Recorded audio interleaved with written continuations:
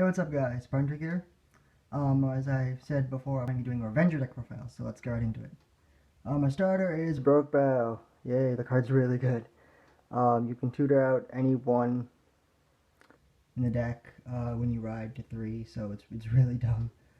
Triggers 4 heal, it's mandatory, don't want to die. 4 Revenger draw, I like Howl, but I just like the Revenger draws a little bit better because the 5k can make a difference when you're making columns to rush early game, if need be, so yeah. And then 8 crit, because 8 crit's good. For ones, we're playing 4 regular PGs because I don't like Karma Collector, because again, it can't protect the rear guards. And with Mac Lear, it's Revenger, so if you need to sacrifice it, it's good to have it. 3 10k attackers, that's enough, I think. I might go down to 2 even, I don't know. 3 Dormant, because you need to combo with the Blaster Dark. 2 Trumpeter, you only play this card because of the mirror. You normally go attack with Recruiter or whatever. If it hits, call out this, call out another card, it's dumb, or during the Diablo turn. You can do a bunch of stuff if Judge Bell hits. You can get this to get another card. It's just really good. And 2 Swordbreaker, this card, when you draw it, it's a dead card. It's really bad to draw, but yeah. It's just really bad to draw. You can combo with Judge Bow, so you can get double Swordbreaker to draw 2 cards. You get 2 cards in the drop zone for Legion, and you can make 16k lines with it, and the Masquerade. Grade 2s, we're playing 4 of the Dark that kills back row, or any one, but mostly essentially back rows. We're playing the Dark that kills front row. We're playing 3 Maka, because Maka is really good. Essentially what this card does is it lets you get back your board after you sacrifice it with either Diablo or Geyser or Phantom Blaster Abyss.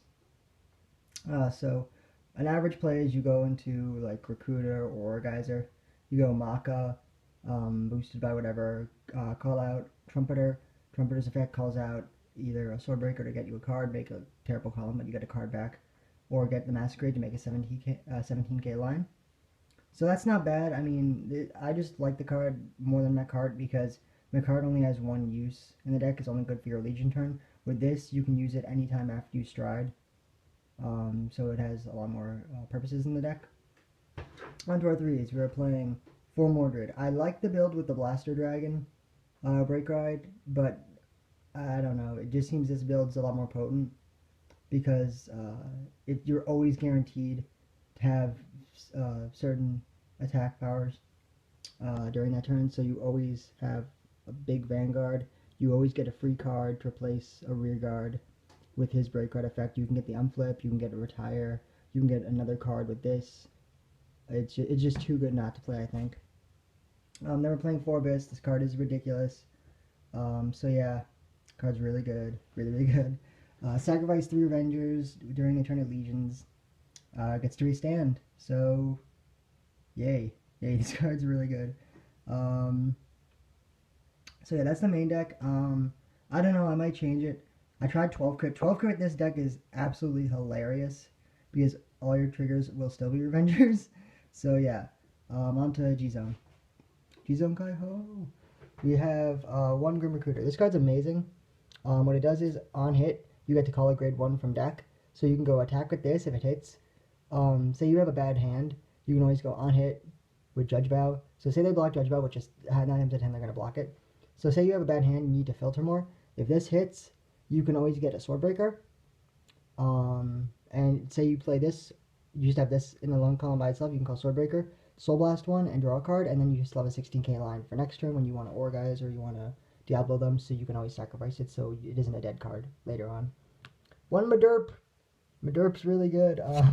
Madurp's really good. It only has 1 use for when you Legion. So when you're Legion, you can stride this. Since one of your Legion pieces is under 10k, you can activate Madu. I wish the NX was that, but no. So yeah, essentially what this does in the mirror is, there are games where you have to discard your Abyss to stride early game, because they rush you down, or they have too many resources, so you have to skip the break ride, go into this, then go into this, or this, whatever, to get a lot of early game advantage or pressure.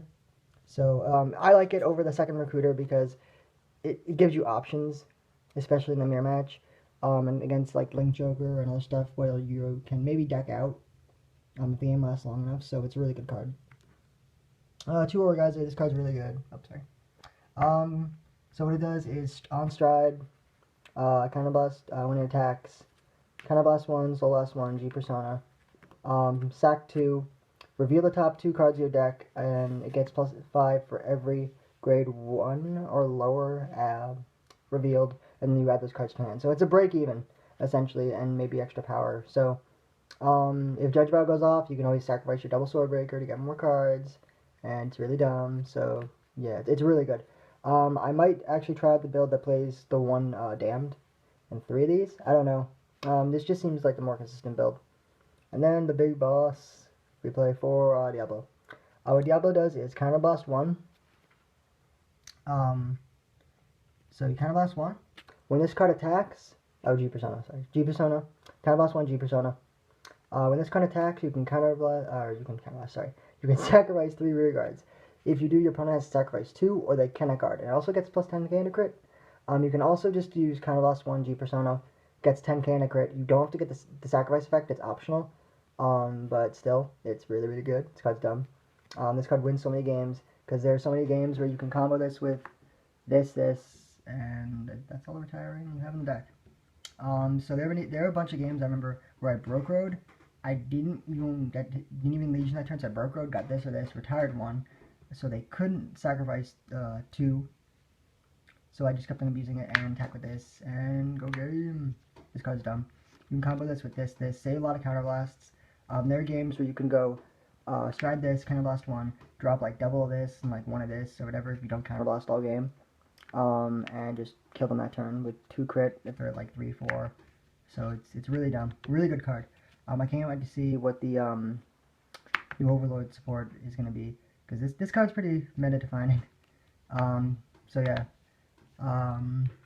Thanks for watching, guys. This has been my Revenger deck profile. I'll have more videos up. I'm trying to think, what do I want to... Oh yeah, I was going to do Seekers. I'll do Seekers next. So I'll probably have my Seeker deck profile up later this week. So yeah. Rate, comments up. Thanks for watching, guys. See you guys later.